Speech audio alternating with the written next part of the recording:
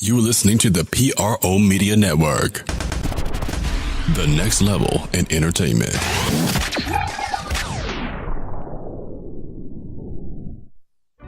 Here he goes in. Throwing it down! How about a poster? Anthony Davis is on fire!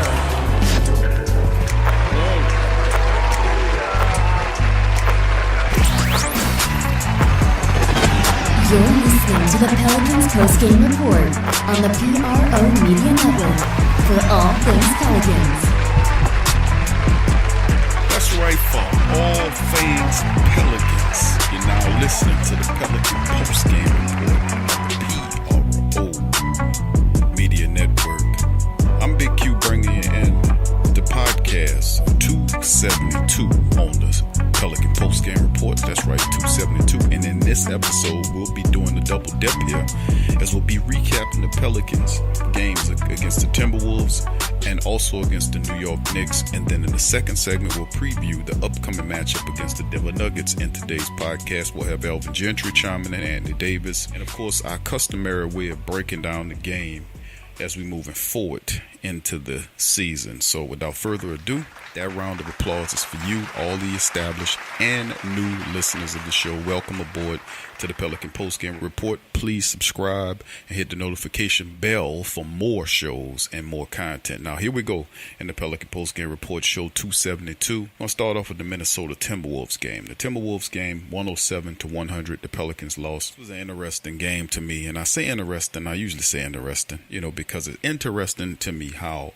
a team could show so many ebbs and flows. Now, most teams do. Look at the Lakers. They started off pretty slow before they started to catch fire and move forward. Now they're on a winning streak. It happens periodically to any NBA team. Most teams are not immune to this type of in and up type situation unless you're the Golden State Warriors or teams that play like that.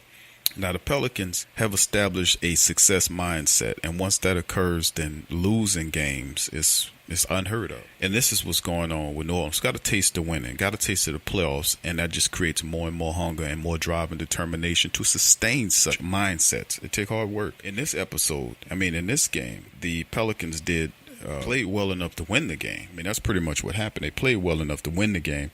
What ultimately ended up happening was the turnover situation didn't help them. Now, of course, it's crazy how the statistics indicate, and we'll get into it momentarily, but the Pelicans had 18 turnovers in this game. Now, they don't seem too bad to their regular count when they have 20, 23, 24, something like that. But in this game, they had only 18 turnovers, but they gave up 20 points off of those 18 turnovers. And even though the Timberwolves gave up 16 turnovers, they only allowed 7 points off there. So that's a 13-point swing. But anyway, let's get to the rest of the statistics. That one kind of just stuck out to me. Field goal attempts, the Pelicans were 40 of 94 during the game. Timberwolves were 37 of 90. The field goal percentage, Pelicans almost 43%. Timberwolves are 41. The Pelicans were terrible, 9 of 28 from downtown for 32%. Timberwolves hit 14 of 32 for 44%. They just lit them up. Pelicans 11 of 18 from the free throw line for 61%. Timberwolves 19 of 24 for almost 80%.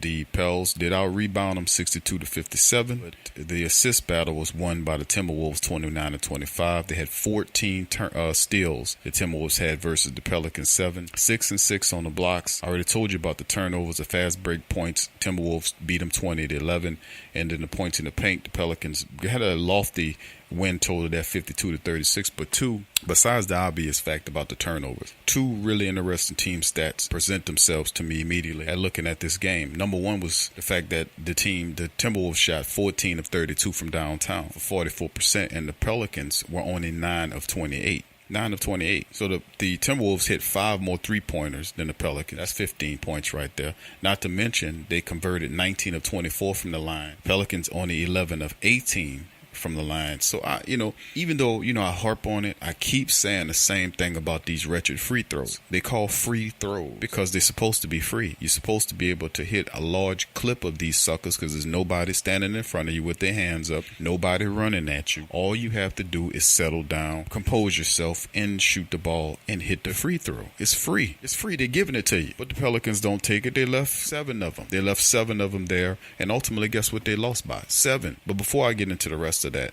The team statistics and further breakdown. Let's hear what Coach Gentry had to say about his team's performance against the Timberwolves. Here's Coach Gentry. That's a question that you shouldn't have to be asking.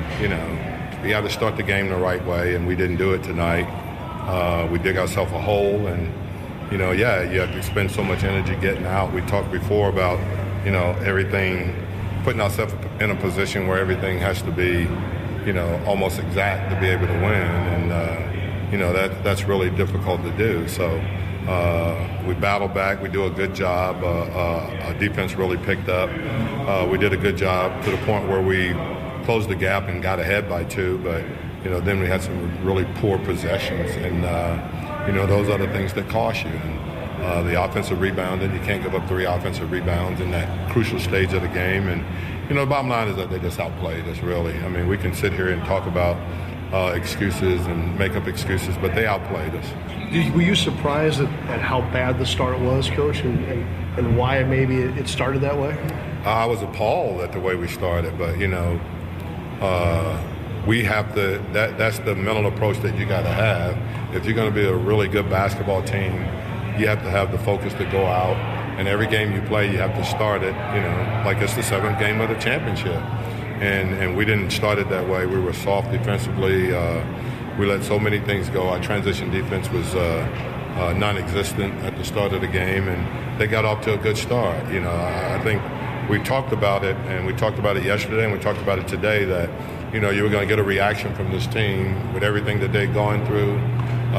You got prideful guys on this team too, and they want to show the world that they're pretty good in their own right. And I thought they were going to come out and play with that intensity level, and they did, and we did not match that. I mean, you said before the game you knew this was going to happen. You knew that the Wolves were going to come out with energy. So it wasn't a surprise. No, it's not a surprise. And, what we've got to do is that we have to approach it the same way. These are the games where, you have to be ready to play. We knew exactly what you were going to get from them. You knew, Cat was going to come out and try to, prove to everyone that, he's worth the contract that he's got. Not only that they're pretty good. They're a pretty good team. Without Jimmy, they're going to try to prove that, and make no mistake about it. I thought the new guys really helped them. Sarge helped them, and obviously, Covington's defense I thought was a huge factor, along with the threes that he made. So it appears to be a good fit, but we've got to do a better job of being focused, and we've got to play better in order to win games on the road like this. Coach L. Gentry, got to play better on the road. Goes without saying, Coach, the Pelicans' road record is appalling, man. They're pretty much 2-6, at this point during the season. But crazy part about it, let's go over some stuff before we get into some stats dealing with this game, before we get into the individual statistics. Minnesota scored 20 points on 18 New Orleans turnovers, as I said. Now, on the fast break points, they beat them 20-11. That's not supposed to happen. Holding them to a 19-18 advantage with 5:11 remaining in the first quarter, Minnesota then went on a 33-13 run to take a 20-point lead. That was the largest of the game, okay? During the run, New Orleans went 5 of 20 from the field, while the Timberwolves lit them up for 12 of 22 for 54%, including they went 5 of 8 from the three-point line during that period of time. The Pelicans did answer. They ended the first half on a 23-15 run to cut the deficit to 13 going into the second half. Now, the Pelicans, they came out and they continued to chip away at the lead in the third quarter. They trailed 75-60 with 2 minutes left in the third. They went on a 28th run to cut it down to just 2 points. They cut it down to 2 points on 31-81 for just over 35 seconds remaining in that period. Then Minnesota pushed the lead back to double digits. They went on a 7-0 run to open up. Then the Pelicans answered again. This time they went 5-2 to take the first lead of the game, 96-94, with about just under 5 minutes left in the game. It would be short-lived because Minnesota then reclaimed the lead for good around 4:15 mark when Wiggins hit that three-pointer. Then Minnesota pushed the lead to 7 with just 2 minutes left, and then they went on the 11-2 run and then they were able to just take the game away. Now, Robert Covington, that coach mentioned, he scored 13 points, had 7 rebounds, a couple of assists, a couple of steals in 41 minutes. And then Dario Saric, who was also in the trade, he had 9 points, 3 rebounds, and they really helped the team. This is the thing. New Orleans has now lost 5 straight games to this Minnesota Timberwolves club. It used to be Jimmy Butler lighting them up. It's not no more. Now you got new guys that they first game there, and they contribute to help the Pelicans lose this game. So individually, statistical wise, look at the stats in this game. Pelicans, like I said, they had the game. At one point late in the game, they had it. They just couldn't hold on to it because, like the coach said, perimeter defense. Perimeter defense sucks. That shouldn't be a surprise because the Pelicans give up. They're in the bottom 3 or 4 in the NBA in allowing points. You want to play fast, and I can respect the play fast mentality, but there got to be some defense in there. When AD's not there, it's like a walk in the park. It's an easy layup for these teams, and it has to be more than that. That's why I kept saying, look what the Lakers do. And I hate to throw that, but look what the Lakers did. They have JaVale McGee's a defensive-minded center, but did they stop that? They went and got Tyson Chandler after Phoenix let him go. They persuaded Tyson Chandler to come in there. Not Tyson Chandler. We know he's old. He's up in age, but Tyson Chandler is known for his defense around the rim. If anything you ask Tyson Chandler to do is play defense, and that's what I was saying about the Pelicans. We need someone else besides Anthony Davis, maybe a guy off the bench that can come in and is known for his defensive play. And I know you say, Q, they got we got Shaq Diallo and all this kind of stuff. But my thinking on that is, I'm talking about a big. We got a big in Jahlil Okafor. He's not known for his defense, but he is known for his offense. But he won't help you on the bench. But individual statistics in this game, Anthony Davis was 29. He had 29 points in this game. 29 points, 11 rebounds in the contest with 4 blocks. Through 41 minutes, he did what he can do. E'Twaun Moore went on a tear in this game. He had 31 points in this game, 4 rebounds, 4 assists on 13 of 20 through shoot field. He's 4 of 8 from downtown in 38 minutes. Drew Holiday finished with 14 points, 10 assists, and 4 rebounds. He was 7 of 18 from the field. He was 0 for 3 from downtown in 39 minutes. And Nikolai Mirotic, 16 points, 10 rebounds, 7 of 14 from the field, 2 of 8 from downtown in 34 minutes. Off the bench, there was no bench. Julius Randle struggled to score. He was mostly in foul trouble in this game, and Julius Randle just picks up these fouls. I don't know if it's the referee. A lot of times it's just bad calls on the referees, but they consistently target him because I guess his game is strength. But he picking up these fouls and he becoming ineffective. He only had 3 points in this game in 14 minutes. He was 1 of 4 from the field, 0 for 1 from downtown. He had 3 points and 3 rebounds. He was totally limited. Sheik Diallo came in just for 7 minutes and played. He had 2 points, 4 rebounds. Darius Miller, 18 minutes, no points at all. Frazier, no points at all. Ian Clark, no points at all. So when it comes down to it, you need a spark off the bench. What's wrong with Frank Jackson? I mean, I know what Tim Frazier gives you, but the explosiveness that Frank Jackson exhibits, why not play him in games like this? I just don't understand. The Timberwolves' top scorers kept it rolling for them. Top man was Karl Anthony Towns, 25 points, 16 rebounds in this game, 23 from Wiggins. So the young stars, without Jimmy Butler, those young guys carried the team. They were responsible for 48 of the 107 points that it took to knock the Pelicans off. And remember what I said about the Pelicans. The Pelicans have dropped 5 straight games to this Minnesota team. At first, they were beating this team. Now, all of a sudden, Minnesota, it seemed like they got an advantage over the Pelicans. So it's very interesting. But anyway, let's move into our next breakdown and get to a better news. Before the break comes in, we got a little better news here. But the next game is the Pelicans. They faced off against the New York Knicks. This was a lot better. Pelicans were able to win this game 129 to 124. It was an absolute excellent game. Pelicans were in the game, out of the game, but the Knicks, give them credit. They're a 4-12 ball club, 2-7 on the road, but they could have won this game. They could have took this game from the Pelicans. I got to give them credit, man. The Knicks were very impressive. But what's even more impressive is the fact that the Pelicans hung in there and took this game. They were refused to lose this game to this 4-12 team. They really did. We're looking at some of the statistics for the game. The Pelicans were 48 of 99, 48.5%. They were 10 of 34 from downtown at the three-point line for 29%. They were 23 of 32 from the free throw line for 72%. Got to get that up some, fellas. Total rebounds, they out-rebounded the hell out of the Knicks 68 to 49. They out-assisted them 27 to 15. The steal-wise, they were Knicks 10 to 5 against the Pelicans. Knicks had 6 versus 5 against the Pels. Pels turned the ball over 15 times for 17 points given up versus the Knicks 13 times for 13 points. Fast break points, Knicks win at 21 to 20. And then you look at the points in the paint, the Pelicans dominated 68-54. Pelicans had a 41-point fourth quarter to close the game out. This is a megally successful game for the Pelicans in more ways than one.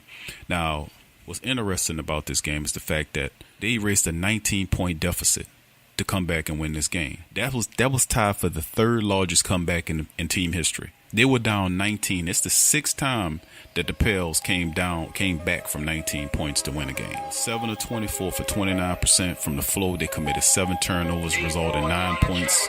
New York just raced out to a 16-point lead. They were horrible opening this game. They didn't attempt a free throw in the first quarter. They went 13 of 16 from the free throw line in the second quarter with Davis going 7 of 9. He was most responsible for that. They cut the deficit to 6 to 105 to 99 with about 9 minutes left. Then New York countered with a 6-1 run, push it back up to 11. Pelicans made one more push. They were trailing 114 to 103 with 6 minutes left. They closed the game on a 26-2 run to take the game. A run to take the game from this team with 2-3 left behind some really impressive scores. We're going to give you the rest of that news. And we got interviews from Coach Gentry, and we'll finish the breakdown on this game as well as the Pels and Nuggets matchup preview coming up on the other side of the break. Stay with us.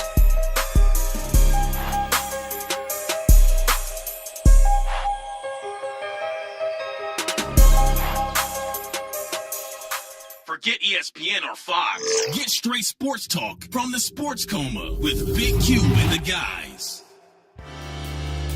Do you need a domain name? How about a host for your website that can work with WordPress? Try Namecheap.com. They make registering, hosting, and managing domain names for yourself or others easy and affordable because the internet needs people. Namecheap is an ICANN accredited domain register and technology company founded in 2000. It's one of the fastest growing American companies according to the 2018 Inc. 5000, celebrating nearly 2 decades of providing unparalleled levels of service, security, and support. Namecheap has been steadfast in customer satisfaction with over 10 million domains under management. Namecheap is among the top domain registers and web providers in the world. They offer a full selection of popular and unique domains along with fully featured hosting packages, SSL security certificates, WhoisGuard privacy protections, and more, all at the lowest prices in the industry. So if you need a domain name or hosting or anything else, think Namecheap.com. That's right, Namecheap.com. Check the description section below for link. There's a lot of reasons to be a fan, but only NBAStore.com has all the gear. Sports fans are gearing up and saving big at Fanatics.com, the world's largest collection of officially licensed fan gear. From all the leagues, teams, and players you love, unique one-of-a-kind designs exclusively by Fanatics, and autographed collectibles from today's biggest stars shipped directly to your home. Join Fanatics Rewards for free to earn fan cash on every purchase. Shop now and for a limited time, get 20% off all orders. Fanatics.com, officially licensed everything. Get all the latest news and updates from your New Orleans Pelicans at the Pelicans Eye View, the new and official Pelicans Daily Journal, covering everything Pelicans. Attention, everyone. Get breakdown on games, free agent signings, and potential moves. Unbiased opinions and straight up facts with statistical analysis from G Valley. Go to www.thesportsdaily.com/Pelicans-I-View. What's up, Sports World? The PRO Media Network is on a mission to reach 10,000 subscribers. So besides our regular programs like the Sports Coma with Big Q and the guys, the Pelican Post Game Report, Rapid Fire TSC, and others, we will be expanding out and offering other content like movie, anime, and gaming reviews for your entertainment. So if you enjoy our content, please donate at our Patreon page. Also subscribe, comment, and share. And help the PRO Media Network reach 10,000 subs. Peace.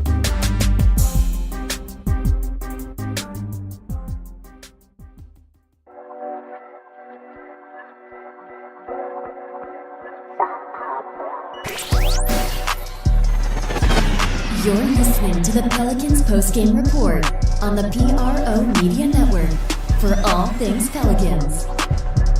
For all things Pelicans, you're tuned in to the Pelican postgame report on the PRO Media Network. And this one recapping both the Pelicans games, Timberwolves and the Knicks. We right into the Knicks breakdown. And then later on in this segment, we'll get into the preview for the Denver Nuggets matchup that's coming Saturday night. It's going to be interesting, man, because this game against the New York Knicks showed the gumption, the fight the Pelicans have. But it was just excellent. The way the second half, the Pelicans came alive after erasing that 19-point deficit to come back and win this game by 5 points.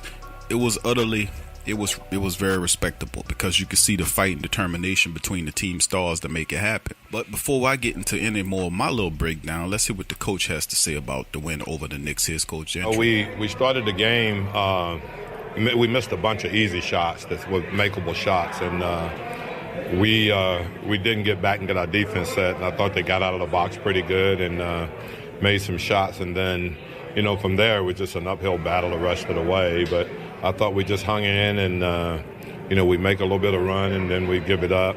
We just had some crucial turnovers, but for the most part, I just thought it was a grinded out win that we just hung in and found a way to win the game.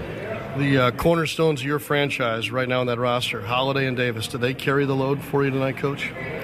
They did a great job. I thought everybody had their moments. I thought Frank really came in and gave us some real valuable minutes and did a real good job. I thought Julius was great. It was just it was a good team win and a tough team win. They got a lot of nice young players that's as they mature, and add Porzingis to the mix, they'll be a force to be reckoned with. Yeah. Coach, what did you all do in the fourth quarter to really make the big push? I thought we did a good job of just taking care of the ball for the most part, and finding the matchups that we'd like to have, And I thought AD was sensational, obviously, but we did a great job of just making good decisions. Finding open guys and then completing the play. Coach, what can you tell us about Elfrid Payton's hand injury tonight? It's just, it's a fractured finger and don't know anything. I mean, it's just going to be a day-to-day thing. Obviously, we'll find out a lot more tomorrow, but it's unfortunate for him because he's worked so hard to get himself back and ready to go. And then for that to happen, I feel bad for him because he was so looking forward to playing, and we really need him. I mean, he's an integral part of what we're trying to do. That's Coach talking about the team's performance against the Knicks, not to mention the fact that I was going to get into is Elfrid Payton. Elfrid Payton came into this game. He finally got back after that long hiatus of games, and he played just 8 minutes. He was 0 of 3. Didn't score any points. He got 1 rebound, but he was in there just long enough to get hurt again. So he fractured his finger, found a hole in his finger, and we don't have a timetable on what that means, but we looking at least, a month or so to be without him. So possibly you're looking at maybe another month without Elfrid Payton, which pushes us close to Christmas time before we might see him again, or a week before Christmas. But 4 to 6 weeks usually is the time frame where something like that occurs, depending on how bad it is. But it looked like we have to deal with life without Elfrid Payton once again. But outside of that, Anthony Davis put this team on his shoulders and willed them to win. That's pretty much what this was. 43 points for AD, was 16 of 25, 1 of 4 from downtown, 10 of 15 from the free throw line. He had 17 rebounds, 5 assists in this game. He was absolutely the superstar that he truly is. He carried the team on his back. Drew Holiday assisted Major League too. He had 24 points and 10 assists. And for the Pelicans, right now to really win, they're going to have to, I wouldn't say I want Anthony Davis scoring like he did. Remember that span that he had when he was just out of his mind, scoring these ridiculous amount of points? I wouldn't say that they need to do that to win. Of course, if they did do that and Drew Holiday did what he did around that 19-25, something around there, that they'll win a lot of these games against these bad teams. These bad teams coming, they know the Pelicans is a good team, and they're trying to make a mark with them. But Drew Holiday was excellent. 24 points and 10 assists, 36 minutes, 9 of 18 shooting from the field. He was 3 of 5 from downtown, 3 of 3 from the line. But beyond him and Julius Randle, who was off the bench with 30 minutes of action, he had 19 points, 11 rebounds. You see what he can do when he's not in foul trouble. He also had 3 fouls, by the way. But when Julius Randle can't if this happens to the Pelicans, when Julius Randle picks up those fouls, he has to be a lot smarter playing and not getting up those fouls, because when he plays like what he plays and he gives that points, because he was basically all of their bench in terms of scoring. Of course, you had Wesley Johnson, who came off the bench. He had 12 minutes. He had only 5 points, 6 points for Frank Jackson, who played in 12 minutes, but were able to get 6 points really quick. And Ian Clark had 4. And Darius Miller had 3 in 30 minutes. Not much there. 1 of 6 shooting. How you play 30 minutes and only get 3 points? And that's just don't make any sense to me. Not a good game for Darius Miller, but the bench is not helping them right now. This is the stars. It's Anthony Davis, the superstar. It's the star Drew Holiday, and then it's Julius Randle, the strong man off the bench, that's helping them win this game. That's the major thing that I can see. Of course, the Pelicans defense did get better in this contest, but come on, you playing a team with only 4 wins, and I know it's the NBA, but they're 4-12 for a reason. They're 4-12 because they can't finish out games, no matter how competitive they look. They don't know how to win, meaning they don't know how to win effectively or consistently to close out wins. Pelicans still kind of odd, kind of topsy-turvy in terms of their lineup. Still, he hasn't found the right mix consistently to help the team maintain steady and consistent winning. Bottom line. Okay, before we even get into the rest of that, let's hear what Anthony Davis had to say about his team's win over the Knicks. Here is Anthony Davis. Terrible. I mean, we haven't been coming out, great defensively. Offensively, we've been bad. It's tough to always play uphill, and got to have a perfect game. We want to beat the great teams. So we get down like that, they're not going to let us come back. So, we missed a lot of easy shots in the beginning, layups, jumpers. We missed probably 6 layups.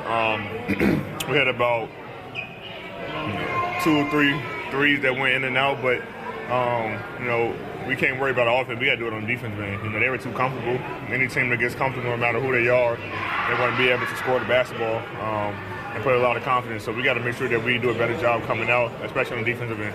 At halftime, was there a player, was the coaching staff, did anybody just step up and say? No, we just said stay with it. Knowing how many easy shots we missed, we knew we were probably going to go in the second half, and we were able to make some shots. Start diving on the floor, just playing a little harder. And once we do those things, we tend to have the results that we want. It's a tough decision to lose. Shit. Shoot. It's tough.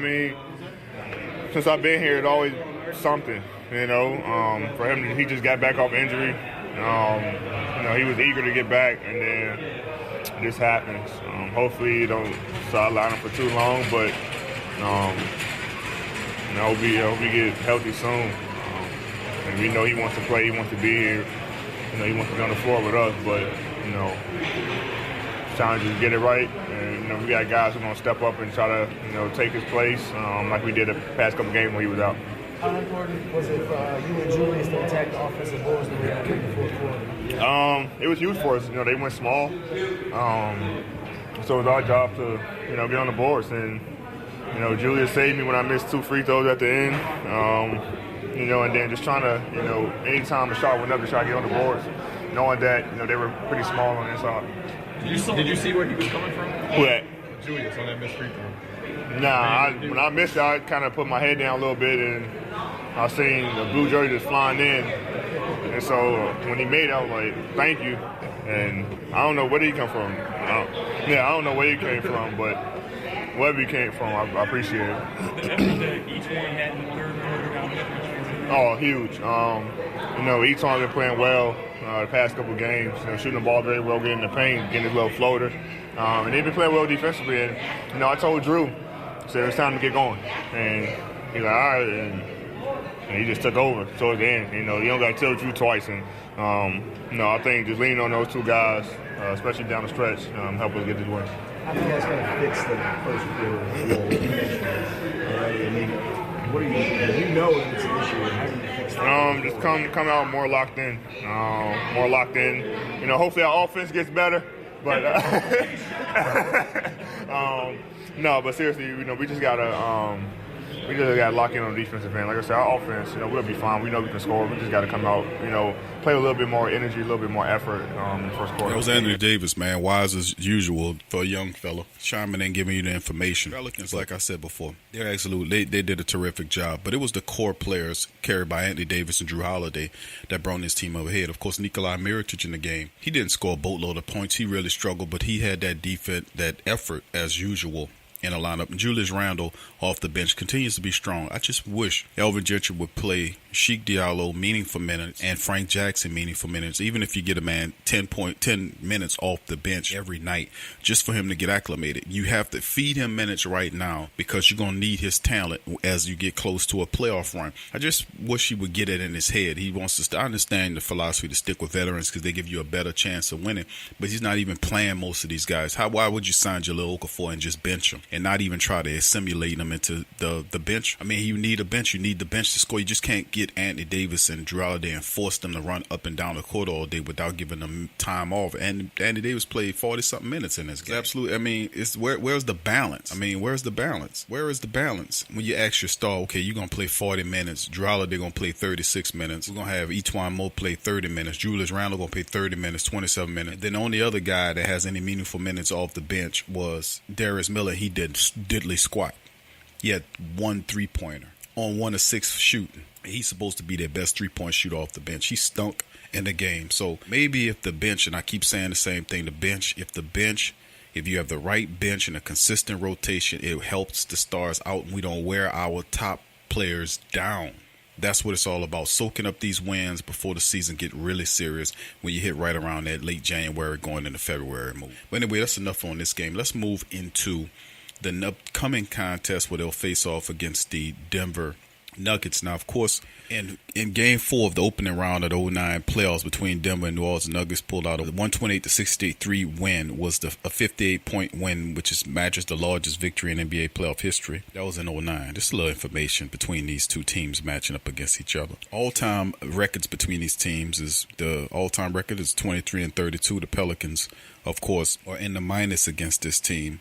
0-1 for this year anyway, and the last 5 contests they've played the Nuggets, they're 1-4, 4-6 in the last 10. So they've been losing to the Nuggets too. It's time for the Pelicans to get some stuff straight here, And when we match up with the team like the Nuggets, I always warn you of a handful of guys that kill the Pelicans. I'm gonna tell you again. Listen very carefully. Gary Harris, Jamal Murray, and of course the small forward that usually comes off the bench. I don't know if he's playing in this contest. Those 2 guys, and why is that? Because the perimeter guys, the perimeter defense has to get better. Drew Holiday, we know what he does, but it's not just like totally on Drew Holiday. Etuan Moore does play decent defense, but sometimes he stinks too. He gave up some plays. He could have done a lot better defensively, but that's what happened when you have a guy like Etuan. He's mostly an offensive-minded player out there. Now, I gave you the statistics, and I told you that the last time they met the first time, Gary Harris and Jamal Murray scored 23 points on them. And Djokovic added 12 points in the game with 10 assists and 9 rebounds in there. So, and Millsap also, he put up 18 and 8 on them. Trey Lyles added 17 off the bench. We can't have that, man. Come on. We got to stop this team. We got to shut them down. And remember I said, they got to even up 1-4 against this Denver Nuggets team in the last 5 contests. We got to stop this trend, man. If we won't be control of this and anywhere in the West, we got to play better.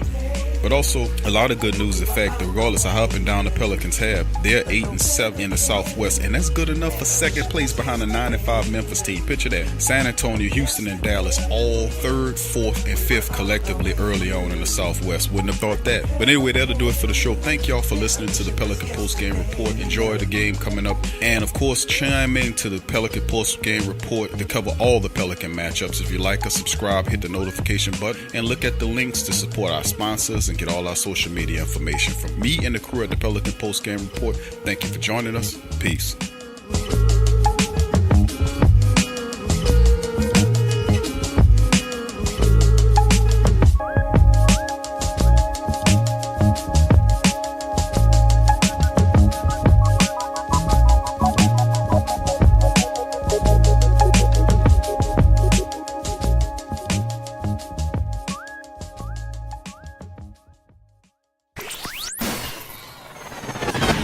You're listening to the Pelicans post-game report on the PRO Media Network for all things Pelicans. What's up, sports world? It's Big Q. Talking at you from the PRO Media Network, letting you know that we're attempting to make things a lot simpler on our listeners and viewers of our mini podcasts. So as a result, we're leasing down a lot of our shows to have their own channels for your convenience. Starting soon, shows like Ring King Box, LSU's Tough Tiger Talk, the Pelican Postgame Report will all have their own individual YouTube channels. So thank you for working with us during this process. Thank you for subscribing. Thank you for sharing. Thank you for commenting. Thank you for everything. Thank you for your donations and support for our platform as we continue to improve moving forward. Peace.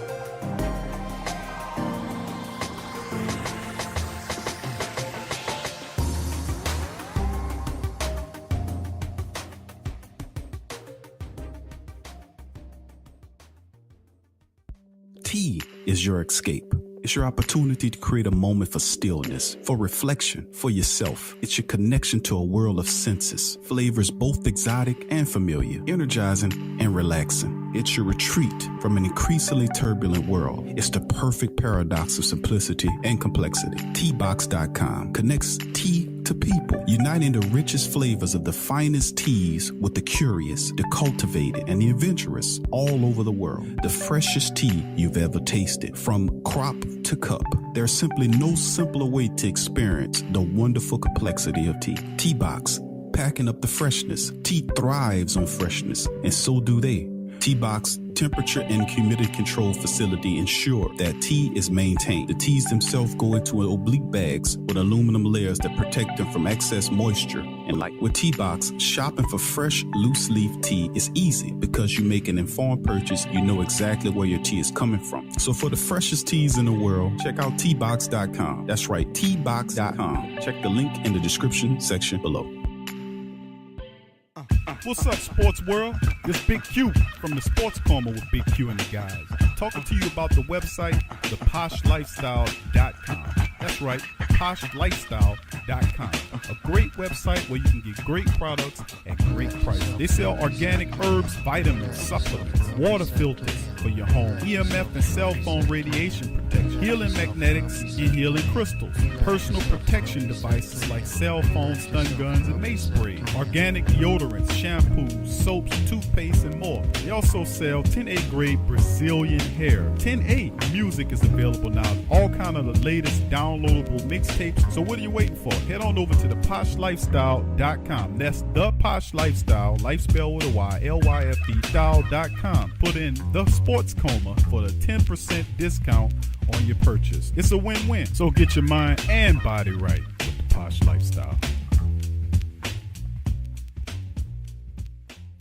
Go to newfrog.com for all of your electronic gadget needs. Fast becoming #1 online seller of cell phone and accessories, consumer electronics, automobiles and motorcycles, home and garden items, 5D diamond painting crafts, electrical and tool supplies, computer and networking supplies, lights and lighting supplies, sports and travel items, toys and hobby supplies, apparel and accessory, mother and kid items, health and beauty items, and much, much more. Newfrog.com has up to 70% off on some products. And you can check out their weekly promotions for all the best deals. Remember, when thinking online electronics and gadgets, think New Frog, newfrog.com. Check the link in the description section below.